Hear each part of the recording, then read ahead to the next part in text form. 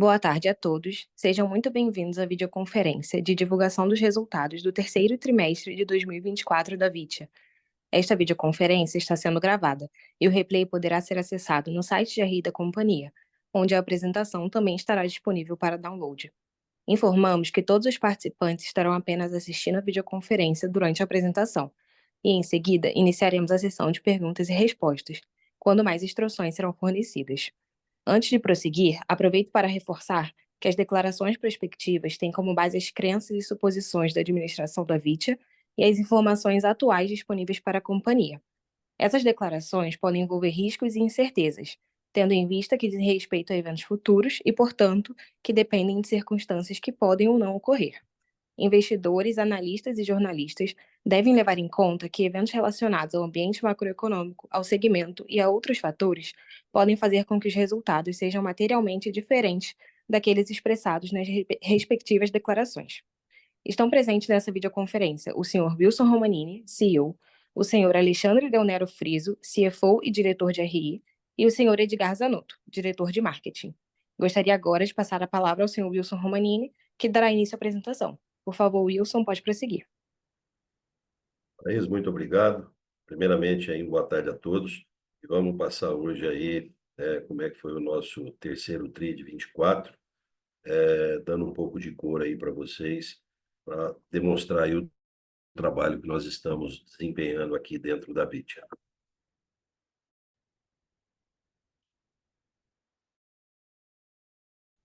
Então, falando dos nossos destaques aí, a nossa receita bruta ajustada no segmento de biológico atingiu 82,7 milhões no terceiro TRI, 20,9% inferior ao terceiro TRI de 23. Acho que tem um ponto importante aqui. Nós tivemos uma seca muito acentuada. E a gente sabe que produto biológico, ele realmente é usado quando você tem um clima mais chuvoso. Tivemos aí 153,5 milhões nos 9 primeiros meses de 24, uma queda de 10,2%, sendo que a linha de defensivos biológicos registrou 54,1% no terceiro TRI, 1,9% menos, e 115,7 milhões nos 9 primeiros meses, um crescimento aí de 5,6%. A receita líquida totalizou 309,4 milhões no terceiro TRI de 24, mais 6,2% em relação ao terceiro TRI de 23 e 530,8 milhões nos primeiros 9 meses do ano de 24, um crescimento de 3,5% em relação aos 9 primeiros meses de 23. O resultado líquido totalizou 45,8 milhões no terceiro TRI, menos 21% em relação ao terceiro TRI de 23, e 28,9 milhões nos 9 meses aí de 24, 48,4% inferior. O EBITDA ajustado totalizou 83,2 milhões no terceiro TRI de 24, 7,7% menor que o terceiro TRI de 23, e 71,9 milhões nos 9 primeiros meses, 25,8% menor do que os 9 primeiros meses de 23. CAPEX foi de 9,1 bilhões no terceiro TRI de 24, 19,3% inferior ao terceiro TRI de 23, e 26,6 milhões nos 9 primeiros meses aí de 24, 30,5% menor que os 9 primeiros meses de 23. Aí falando um pouquinho, né, da performance da Vitia no terceiro TRI, a gente tem aí uma receita maior, né? Isso mesmo com um cenário muito desafiador. A gente, como é que nós estamos atingindo isso? Buscando mercados que estão em posições mais favoráveis. Então, o trabalho da Vitia não para aí em busca de aumentar aí a sua participação dentro do mercado. Tivemos aí um crescimento bastante interessante no mercado de cana-de-açúcar. O nosso SG&A em linha com o objetivo, né, da nossa empresa aí, trabalhando bastante na contenção e na racionalização aí dos nossos gastos, focando efetivamente os recursos aonde a gente entende que vai agregar valor dentro da nossa companhia. O endividamento é um trabalho que a Vitia faz, ela tem isso há bastante tempo, né? A gente conhece o agro e sabe que o agro é cíclico. A gente enxergando isso aí, né, no começo lá de 23, onde a gente via que realmente o cenário não era um cenário tão favorável e sabia que isso se estenderia para o ano de 24, a gente buscou realmente uma grande racionalização, seguramos aí as nossas despesas e conseguimos manter aí o nosso endividamento num patamar altamente confortável. Falando dos nossos riscos e oportunidades, por favor, você poderia voltar, Laís? Falando aí dos nossos riscos e oportunidades, o terceiro trimestre, né, como eu já havia falado para vocês, ele veio aí, na verdade, o ano de 24, né, depois de abril, foi um ano muito seco, e, consequentemente, né, o ano estando seco, você tem aí uma diminuição no uso das nossas tecnologias, seja no processo nutricional, seja efetivamente no processo de defesa. A gente teve aí um cenário, né, do agro, o agro vem passando aí um problema bastante sério, né, na questão de crédito.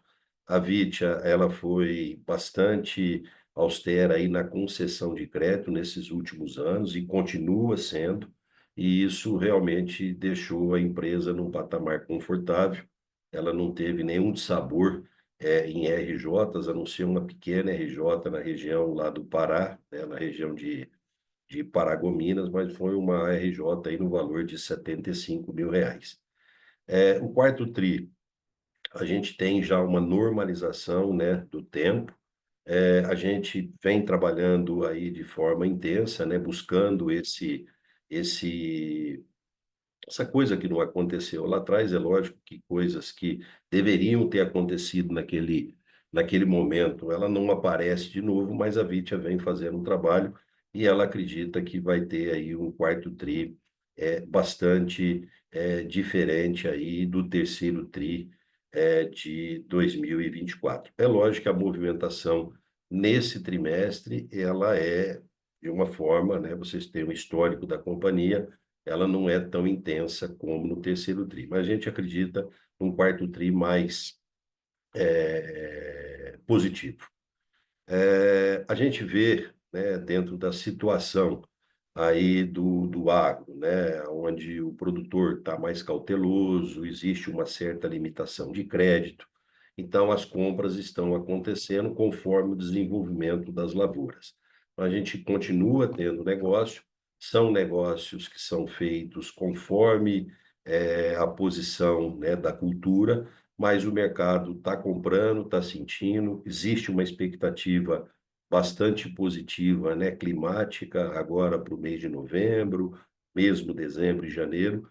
Então, a gente acha que as coisas vão ser bastante positivas aí na questão de produtividade das culturas que estão sendo implantadas nesse momento.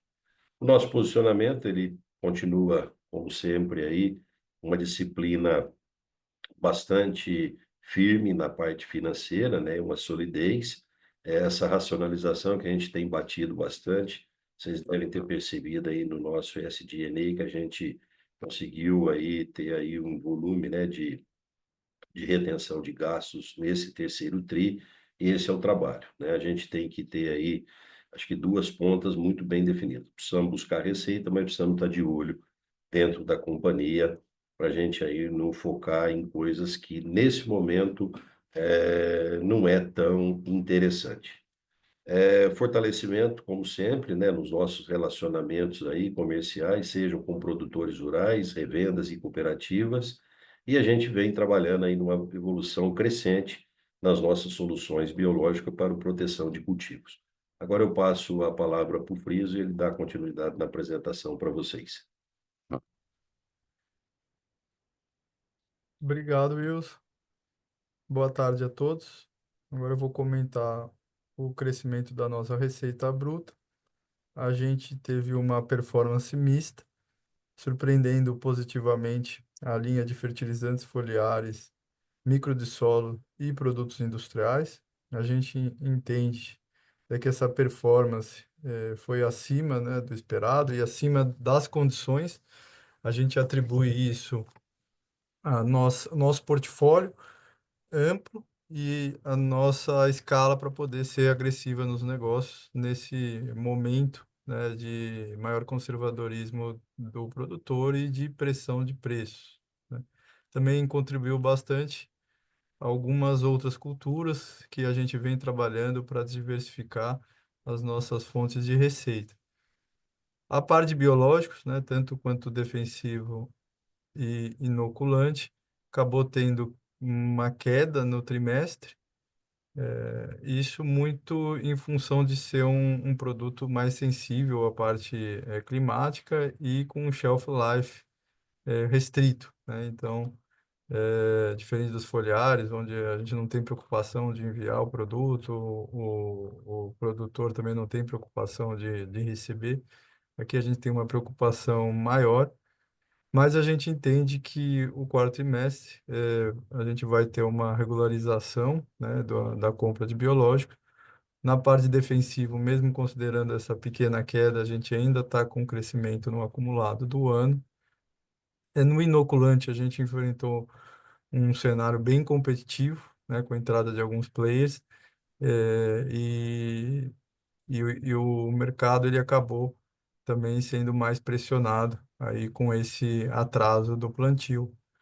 Na linha de condicionador de solo e organomineral, a gente teve queda de receita já dentro da estratégia de reduzir os nossos negócios no segmento que não vêm sendo rentáveis. Mas no slide da nossa margem bruta, a gente vai ter um primeiro trimestre positivo, né, dentro dessa estratégia, né, de vender menos, mas estancar, né, o prejuízo. Acho que vale mencionar também que a gente sofreu, né, durante o ano e o terceiro trimestre também pressão de preço em basicamente todas as linhas. O mercado de insumos vem pressionado, né? A gente esperava, né, uma pressão aí, principalmente na linha de biológico, mas essa pressão foi mais generalizada, em todas as linhas tiveram quedas de preço. A linha de biológico até com uma queda um pouco maior, na ordem aí próxima de 15% de queda de preço. As outras linhas mais na ordem aí de 10%. Então, sem dúvida, a gente precisou compensar aí, compensar com volume e esse cenário desafiador do mercado com queda de preço, ele faz com que a gente tenha que ter uma performance, né, ainda melhor do que o mercado para que a gente possa compensar isso, né, como na linha de foliares e defensivos, desculpa, na linha de foliares, né, e micro de solo, compensar isso com muito volume e com ganho de market share para permitir o crescimento da receita. Agora, passando para o próximo slide, até em função, né, dessa pressão de preço, a gente vê a nossa rentabilidade também pressionada em basicamente todas as linhas, né, fertilizantes foliares, produtos biológicos, micro de solo, né, até com no trimestre foi uma linha ali com estabilidade de margem, mas no ano também estamos perdendo um ponto percentual de margem em função dessa queda de preço que a gente não consegue acompanhar nos nossos custos, né? Lembrando que a gente tem parte de custos, né, variáveis, mas tem os custos fixos, né, como folha e outros que a gente não consegue reduzir, a gente já tem uma pressão, né, do próprio dissídio, né, do próprio crescimento aí da inflação brasileira. E, por último, né, como eu tinha mencionado, a linha de condições de solo e organomineral, apesar da queda grande de receita, a gente tem o primeiro trimestre onde a gente praticamente empata, né, para de pelo menos estanca, né, o prejuízo dentro da nossa estratégia, até que a gente consiga, né, ter uma recuperação desse mercado, porém ainda dentro de um horizonte aí de médio prazo. Sobre a parte de SG&A, dentro da nossa estratégia, a gente vem mantendo o SG&A muito controlado. a gente pode ter, né, sazonalmente alguns comportamentos trimestrais. Então, no trimestre anterior, a gente teve um crescimento, né, do SG&A acima, né, do que era nosso esperado para o ano. Agora, esse trimestre, a gente mostrou até uma queda aí de 9%. A gente continua trabalhando para ter uma estabilidade ou um crescimento em linha com a inflação do SG&A no ano, um crescimento baixo. E a gente acredita que está conseguindo esse objetivo, olhando de forma muito criteriosa, né, para todos os gastos, né, da companhia e os gastos que a gente, como o Wilson falou, julga que no momento não são necessários, né? Porém, eu gosto de ressaltar que a gente vem mantendo o que a gente entende que é a estrutura fundamental para o nosso futuro. Isso, tanto a nossa parte de PDI, como também a nossa estrutura de venda. Então, a gente mantém a cobertura, né, em todas as regiões que a gente está presente, mantém os nossos gastos, os nossos profissionais em campo. A gente está tentando ajustar aquilo que a gente entende que é adicional para o momento, né, atual, né, como algumas despesas, alguns serviços de consultorias e coisas nesse sentido, né. Podemos passar para o próximo slide. Em função, né, basicamente, né, da nossa queda de lucro bruto, a gente teve queda do EBITDA. Como vocês podem ver, né, a grande contribuição negativa vem da margem bruta, em função principalmente desse cenário de preço, né, que vem pressionando as nossas margens. Passando para o próximo slide, falando de CAPEX, é um ano que a gente não tem grandes investimentos em CAPEX, isso já era esperado. A gente tem como o mais relevante um novo investimento na planta de microbiológico, né, na nossa planta de biológico, para ampliação, né, da nossa capacidade de fermentação submersa, investimento já concluído. A gente está com a nossa planta, né, com uma capacidade ociosa ainda importante a ser ocupado, e os investimentos esse ano são investimentos eh, marginais, né, frente àquilo que a gente investiu nos últimos anos.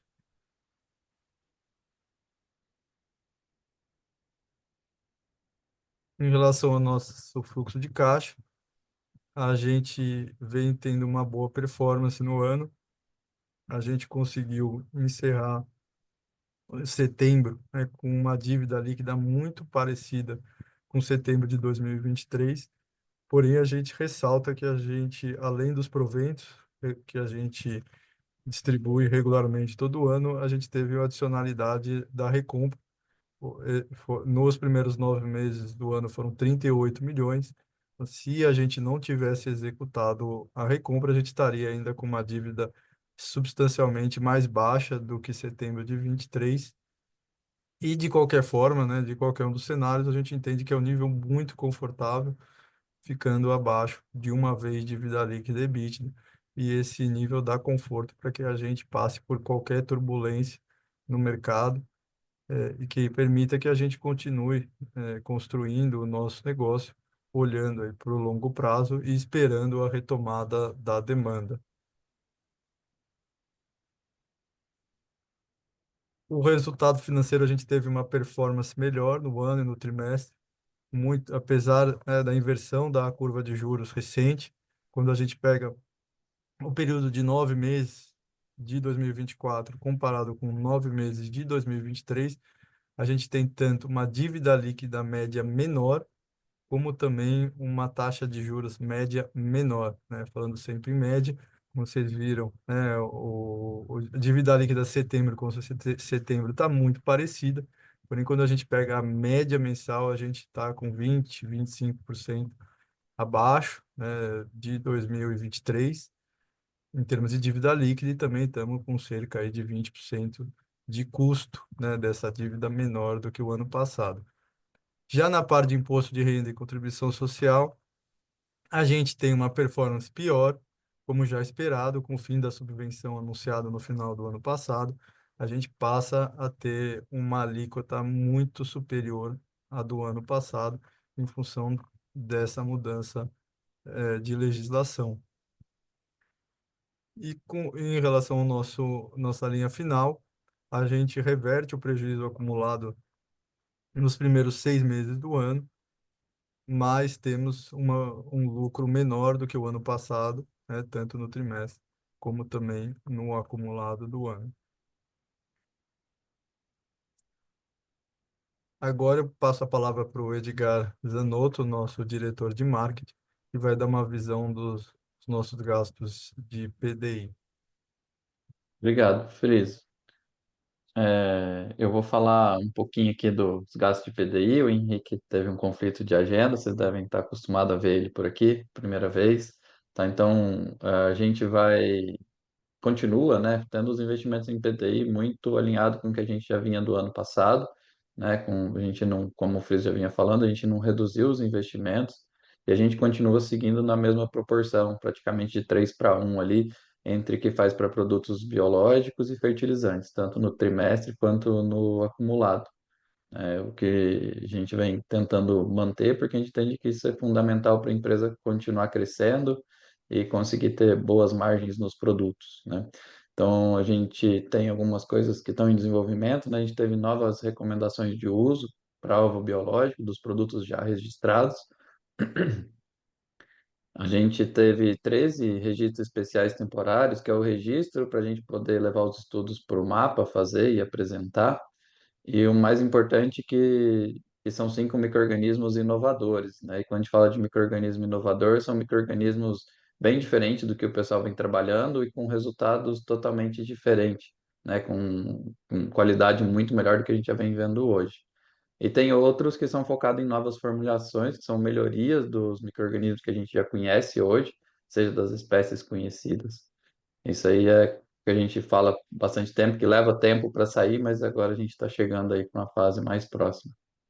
E muito importante também, né, agora em novembro, né, 6/11, saiu o registro, né, a publicação do novo registro, que é um multissítio, ele é atípico, né, ele não é um produto biológico, então ele entra lá na classificação do mapa como multissítio atípico, que a gente usa minerais para fazer ele, que é para as principais doenças e culturas. A gente está falando de um mercado de fungicida protetor aí perto de 3,7 bilhões que existe, com um produto totalmente inovador, que é de baixo volume para aplicação, fácil aplicação, que as pessoas têm uma dificuldade hoje para usar os produtos que já existem no mercado. Então a gente vai entrar nesse mercado em breve para divulgar o produto, passar para a nossa equipe. A gente esperava que esse registro saísse no meio desse ano, infelizmente a gente tem algumas etapas que têm que ser cumpridas e acabou atrasando um pouco para agora, e saiu agora em novembro. Então a gente vai começar já as divulgações muito em breve, estamos muito preparados para isso e começar a comercialização. Da minha parte é isso, Friso, fica à vontade aí para continuar. Obrigado, Edgar. Dando uma visão sobre o mercado de capitais, né, a gente vem tendo o nosso preço da nossa ação pressionado em função desse cenário desafiador para o agro, mas claro, também somando a isso o cenário desafiador macro Brasil. E aqui o que vale ressaltar são os nossos programas de recompra. Então a gente em 2024 encerrou tanto o segundo quanto o terceiro programa, cancelando as ações, né, acumuladas nessa recompra e já abrimos o nosso quarto programa com mais 4,5 milhões de ações, representando 9% do free float e 3% do capital social, entendendo ser essencial nesse momento de descolamento do preço em relação aos fundamentos, a gente está podendo aproveitar essa oportunidade para os acionistas da nossa base atual, né? Entendemos como sendo isso um bom uso para os nossos recursos. Sempre claro, mantendo a nossa solidez e sem pressionar a nossa alavancagem para permitir que a gente também tenha conforto do lado operacional para aproveitar as oportunidades que apareçam no mercado.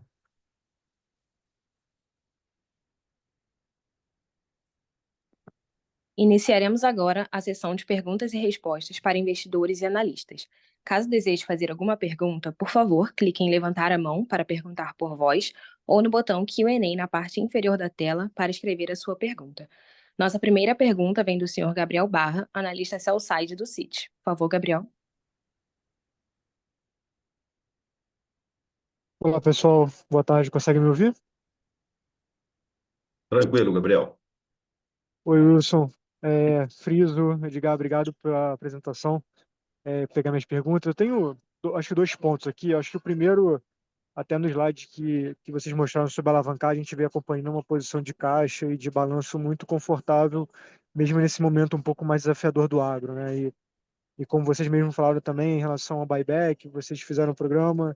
é, E a gente tem discutido em alguns fóruns anteriores sobre um possível M&A, etc. Mas eu queria entender um pouco de vocês é esse momento, né? Eu acho que olhando para essa estrutura de capital, né, um balanço mais confortável, com as ações assim em patamares bem mais baixos que a gente já viu no passado. Como que a gente deveria pensar essa estrutura e essa alocação de capital da empresa daqui para frente? Né? A gente deveria privilegiar talvez aqui o buyback, continuar olhando para fora. Eu queria ouvir um pouco de vocês sobre isso. Acho que seria um ponto interessante. E segundo, sobre biológico, né? A gente, de novo, né? Nesse momento mais difícil, parece que o agricultor ele tem diminuído um pouco o investimento em tecnologia. Acaba que o biológico, a nossa visão aqui, acaba sofrendo um pouquinho mais. E a gente tem visto muitos players entrando nesse mercado. Então, essa dinâmica de volume e margem que eu queria entender um pouco melhor de vocês. Da onde está vindo esse impacto, assim, principalmente na margem, né? Essa margem um pouco mais apertada é uma coisa que deveria se normalizar, é uma questão mais de mercado, mais competição, trazendo a margem um pouquinho mais para baixo. Eu queria ouvir um pouco de vocês em relação a isso, como vocês estão vendo esse cenário competitivo para o biológico, principalmente daqui para frente. São esses dois pontos, pessoal. Obrigado. Tá, Barra, eu vou começar aqui, depois eu passo para o Frias aí para ele dar um pouco mais cor aí sobre processo de alavancagem, recompra, M&A. Mas assim, falando hoje, né, dos biológicos, né, a gente, dentro do mercado, existe uma lógica muito grande, mercado mais apertado, né, em termos de receita para o produtor, né, pressão de custo, o produtor vai pensar a todo momento, é a mesma coisa que nós fazemos aqui, vai pensar a todo momento como é que ele vai investir, de que forma que ele vai investir. E a gente tem notado uma coisa assim muito clara, né? Todo mundo está querendo seguir bem a tua lavoura. Nós tivemos um período seco no Brasil nunca visto, né? A gente teve aí, depois de abril, nós fomos ver o retorno das chuvas em outubro. Então, o produtor, o que que ele fez? Pô, não está chovendo, não tem expectativa de preço, eu vou segurar tudo que eu posso fazer. Então, existe hoje, né, uma percepção clara por parte, né, do produtor que ele quer seguir lá a lavoura dele, ele vai fazer as aplicações conforme o andamento dessa lavoura. É lógico que você tem vários mercados, né? A gente tem uma, uma, eu sempre digo, a gente sempre generaliza um pouco quanto à soja, né? Nós estamos falando de 90 milhões de hectares, nós temos quase 50 milhões de hectares de soja. Então, o produtor está seguindo essa lavoura dele, está vendo como é que isso anda, como é que não anda, e ele começou a ver que existe uma expectativa positiva, e sem dúvida nenhuma, ele está tendo hoje melhores preços, né? Os Estados Unidos aí já anunciou uma queda, né, de produção lá de soja. Então, o mercado vai mudando. O mercado agro é muito dinâmico. O que nós estamos vivendo nesse momento, amanhã pode ser uma história totalmente diferente. A questão de margem de biológica, a gente vem sempre batendo aí com vocês que tem possibilidade de queda. O que eu vejo hoje, alguns produtos chegou no limite, mas tem outros produtos que têm da capacidade aí de absorver uma pressão, né? Então, isso é muito claro. O que que a Vitia faz? Ela está aí correndo, como o Edgar falou para vocês, de uma forma bastante intensa, buscando inovações para a gente poder efetivamente operar em níveis que a gente acha que são níveis mais satisfatórios pelos investimentos que são feitos. Então é isso, a parte de biológico que eu posso falar para você, tem muitos novos entrantes, eu acho que tem pessoas entrando aí já no mercado totalmente diferente do que foi no passado, esperando números aí que não vão acontecer com as tecnologias atuais, isso é fato, né? Eu acho que tem gente hoje investindo muito e esperando aqueles números do passado. Esses números não virão mais, não virão. Isso é fato. Mesmo o mercado melhorando, o mercado tracionando, esses números vão vir para aquele que investe, para aquele que tem P&D, para aquele que realmente vai trazer inovações. É muito interessante. Você pega hoje as tecnologias que nós temos. são tecnologias que foram desenvolvidas há 30, 40 anos atrás, que vem sendo pesquisada. Então, todo mundo entrou, o pessoal percebeu, né? O produtor percebeu que isso traz um resultado muito interessante para ele, mas começou a ter grandes entrantes. É o caso específico do próprio inoculante, né? Entrou muita gente no mercado inoculante, a gente aí inicialmente não querendo entrar numa briga desenfreada de preço. A gente restringiu isso inicialmente. O mercado veio, perdemos alguns grandes negócios. Então nós tivemos na parte de inoculante acho que dois pontos aí, que foi a perda de negócio e efetivamente uma queda acentuadíssima de preço. E chegou no limite. Esse é um produto que não tem mais jeito. Esse eu até acredito que vai haver uma certa recuperação de preço. Mas é isso, falando de biológico, não sei se eu consegui esclarecer tudo para você, mas é isso. Quando a gente fala na questão de alavancagem, né, eu citei lá inicialmente que a gente, pô, eu estou há 30 e tantos anos nesse mercado. Eu já vi anos, muitos anos excelentes, anos difíceis, e a melhor forma de você operar dentro do agro é realmente com um nível de alavancagem tranquilo. A gente sabe que a Vitia está subalavancada, a gente hoje, né, até dentro dessa propositura, entende que a empresa está precificada muito fora daquilo que é uma realidade da companhia, e a gente fez aí o programa de recompra, né? Fizemos os programas, fizemos a compra, fizemos um novo programa agora. Agora a gente quer sentir um pouco mais o mercado, como ele anda. A gente tem uma expectativa de um 2025 não tão simples, pensando efetivamente, né, que o hemisférico sul e norte colha bem, mas diferente, o mercado já mais maduro, já com aquelas coisas mais problemáticas saindo, e aí a gente vai ver o que a gente faz nesse sentido. A parte de M&A, nós estamos a todo momento olhando, né? Mas a gente está olhando assim, a gente quer ter um tiro muito certeiro. Nós não vamos, de forma nenhuma, né, principalmente num momento desse, entrar numa coisa que você tem certas dúvidas que podem atrapalhar a companhia como um todo. Então é isso. O que eu posso passar para você, Gabriel, é isso. Acho que se o Friso quiser complementar, o próprio Edgar. Eu vou complementar a parte de M&A e alocação de capital, e eu acho que vale o Edgar também passar a visão dele aí como diretor de marketing sobre a parte de biológico e cenário competitivo. Sobre a alocação de capital, né, como o Wilson falou, a gente está subalavancado, então a gente está com espaço, sim, né, para movimentos. A gente olha M&A a todo momento, mas como vocês acompanham o mercado, vocês veem que o mercado privado está mais caro do que o mercado público.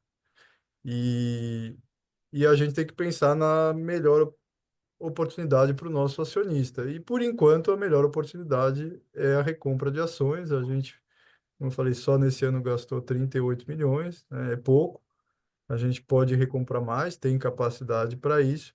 E a gente vai estar olhando isso, qual que é a melhor alocação de capital para o nosso investidor. Estamos, assim, M&A faz parte do nosso DNA, a gente está olhando, né?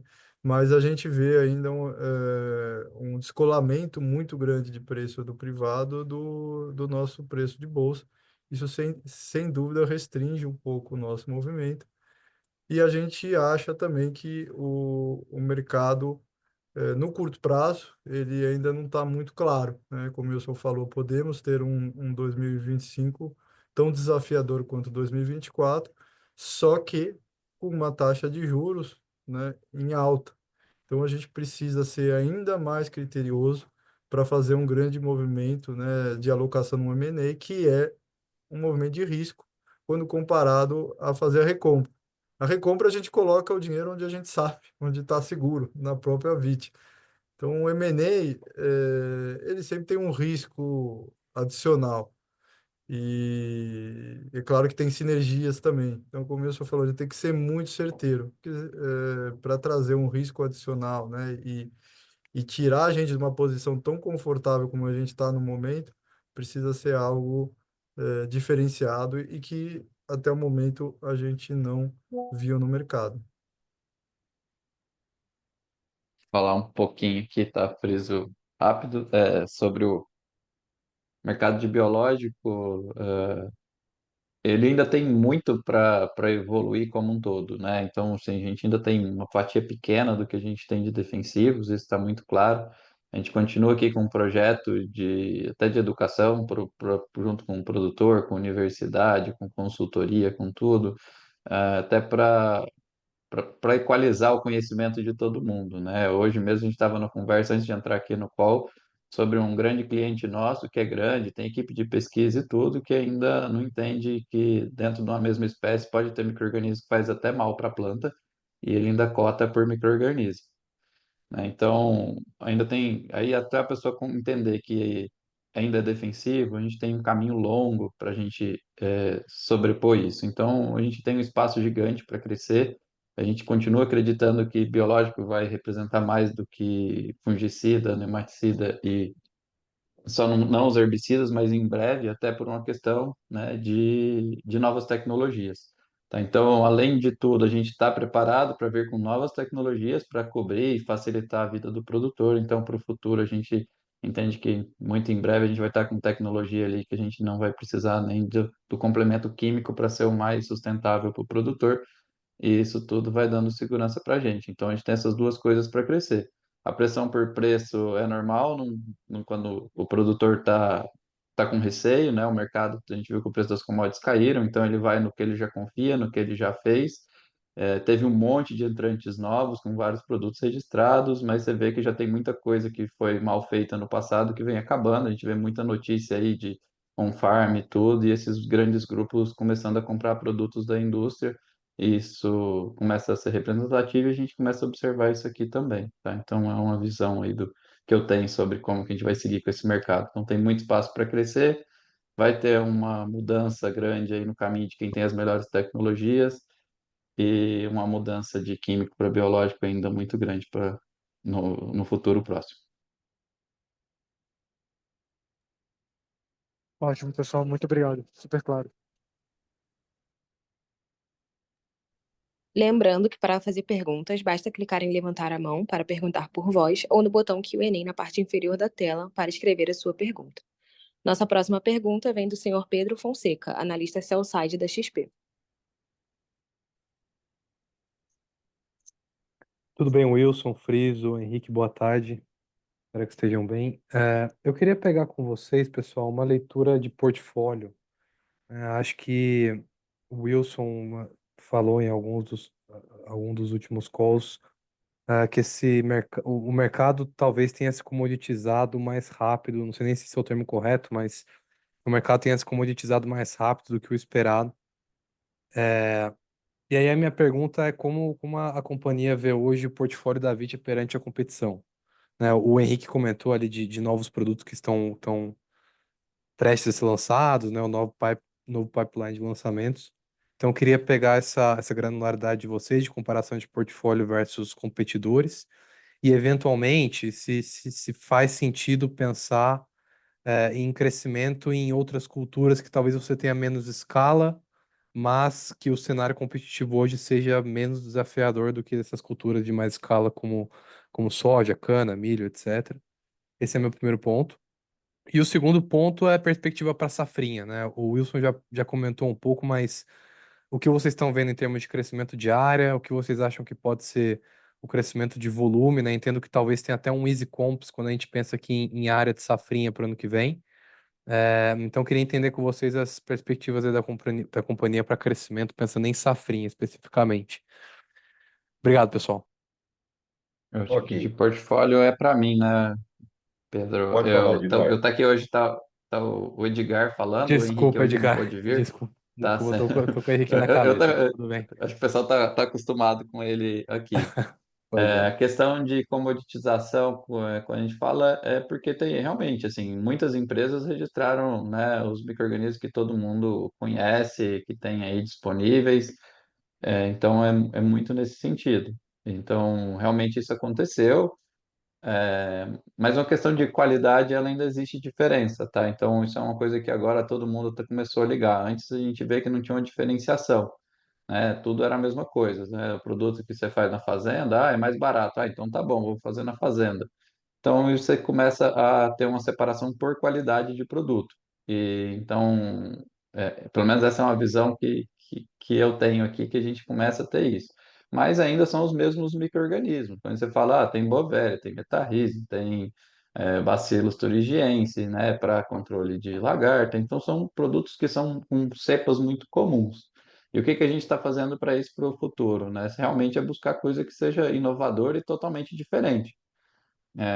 Registro de produto ainda é uma barreira de entrada, mas ela é uma barreira leve para algo que já existe.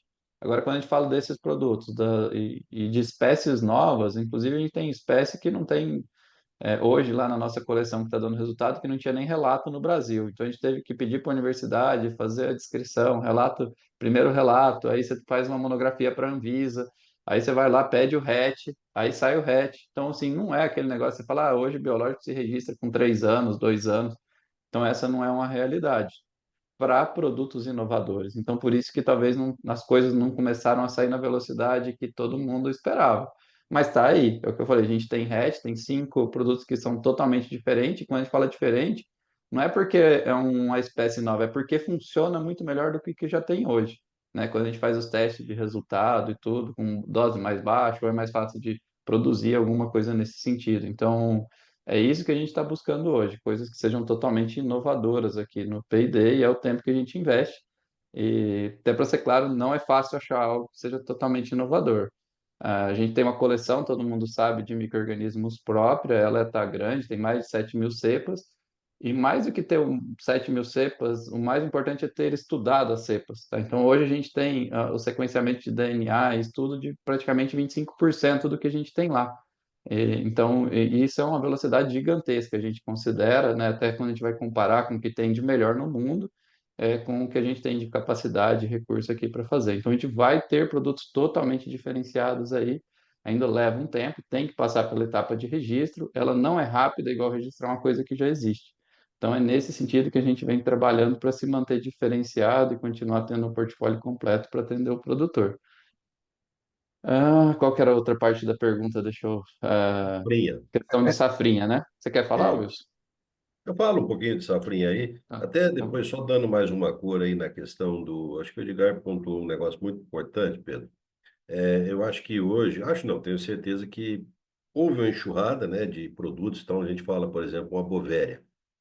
Entrou aí um monte de fabricantes. E um ponto importante é que ninguém tem fábrica, viu? Tem uma terceira companhia que acaba assistindo esse pessoal. Quem realmente tem fábrica hoje, que tem aí uma produção bastante, vamos dizer, parruda, é a Vitia. Então, uma coisa que vai ser muito importante dentro desse processo de comoditização é escala. Quem não tiver escala não vai estar conseguindo competir dentro desse mercado que realmente está muito mais acirrado. Acho que um outro ponto muito importante, qualidade de produto, né? O Edgar citou bem, né? Então, aquilo que é realmente feito aí nas propriedades rurais tem as suas limitações em termos de qualidade. Acabou de sair um novo trabalho, né? Aí da doutora Mariângela, mostrando todas as problemáticas em termos aí de patógenos, questão tanto para a planta quanto para a saúde humana. E existe produtos e produtos, né? Uma das coisas que a Vitia preza muito é realmente pela qualidade daquilo que ela está oferecendo para o mercado. A gente já, vamos dizer, tem aí uma percepção clara. Isso acontece muito no processo de recompra, né? Então, o cara começa a sair um pouco daquela questão da precificação e ele está buscando eficiência. Então, são coisas. O mercado é isso. O mercado ele é perceptivo. Em certos momentos ele demora um pouco, mas as coisas vão acontecendo. E falando de safrinha, né? A gente tem uma expectativa esse ano, apesar de um certo atraso no plantio, né, em regiões que plantam mais cedo, que é o caso, por exemplo, Mato Grosso, Sudoeste Goiano, Mato Grosso do Sul, mas acabou, vamos dizer, terminando mais rápido a planta, né? Teve um processo climático mais interessante. Outras regiões que começam mais tarde, elas se anteciparam, então isso pode gerar aí uma propositura de safrinha. A gente entende que vai ter safrinha dentro mais ou menos daquilo que nós tivemos no ano passado. Acho que um ponto importante é que hoje, né, quando a gente pega, né, o preço aí do milho, o milho vem aumentando, né, de forma bastante interessante. Hoje essa questão, né, de ter o milho para fabricação do etanol, isso acaba tirando, né, um volume interessante, né, de produto para o mercado, isso vai sendo destinado para energia.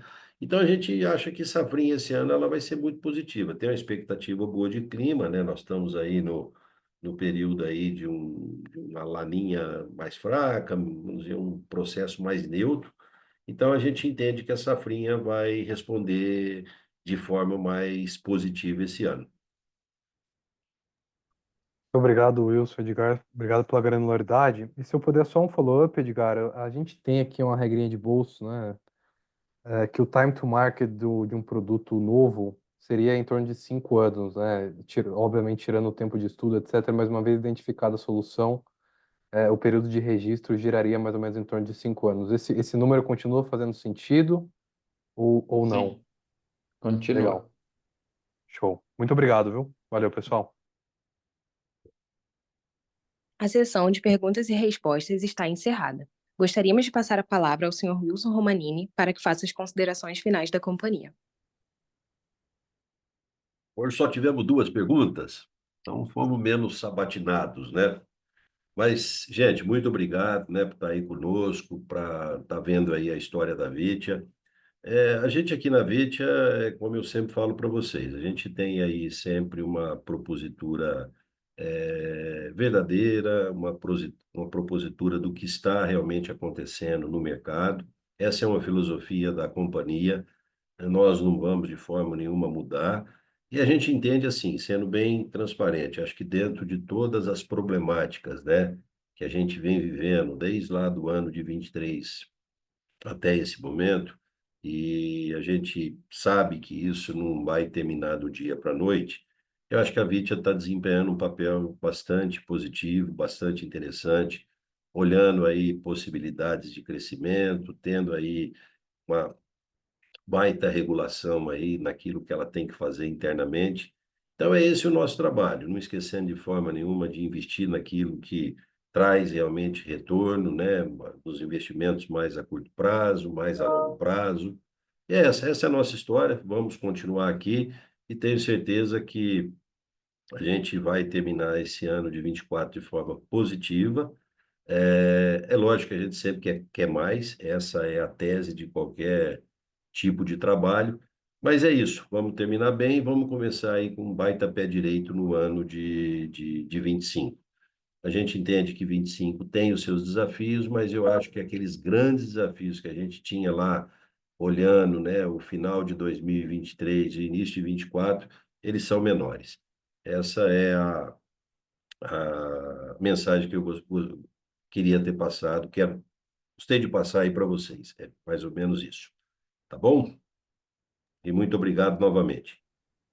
A videoconferência da Vitia está encerrada. A área de relações com investidores está à disposição para responder as demais dúvidas e questões. Agradecemos a participação de todos e tenham um bom dia.